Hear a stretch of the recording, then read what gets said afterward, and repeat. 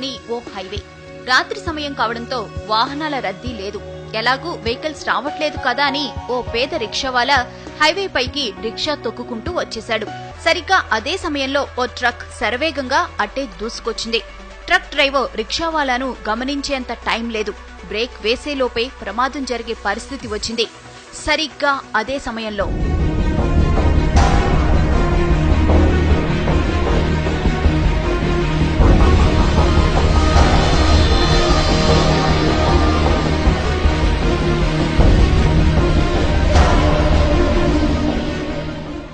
ఇది జరిగిన ఘటన.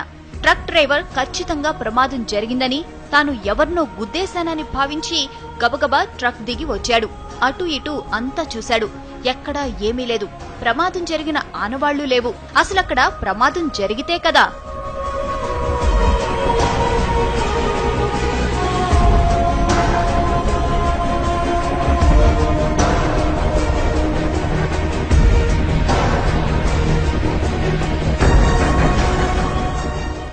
రిక్షావాలాను రక్షించిన అదృశ్య శక్తి అతణ్ణి రోడ్డు పక్కన విడిచిపెట్టింది. అతడు ఆరోగ్యంగా ఉన్నాడో లేదో తెలుసుకుంది. అతడు సరిగ్గానే ఉన్నాడని భావించి అక్కడి నుంచి మెల్లగా వెళ్లిపోయింది.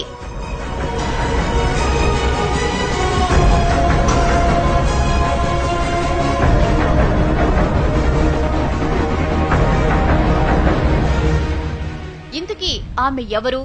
అంత వేగంగా ఎలా వచ్చింది? ప్రమాదం జరగకుండా ఎలా అడ్డుకోగలిగింది? ఆమె రాగానే మెరుపు ఎందుకు వచ్చింది?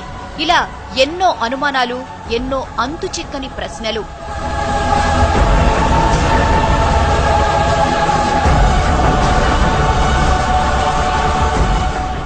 అంత వేగంగా మెరుపులా వచ్చింది కాబట్టి ఆమె ఖచ్చితంగా గ్రహాంతర వాసేనంటున్నారు కొందరు. గ్రహాంతర వాసే అయితే ప్రమాదం జరుగుతుందని ముందే ఎలా ఊహించిందని ప్రశ్నిస్తున్నారు ఇంకొందరు.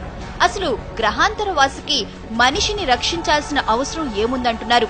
పైగా తల వరకు కప్పుకున్న డ్రెస్ కోడ్, నడక, నడత అన్నీ మానవుల తరహాలోనే ఉన్నాయి. అందుకే ఆమె గ్రహాంతరవాసి అనేందుకు అవకాశాలు లేవంటున్నారు ఇంకొందరు.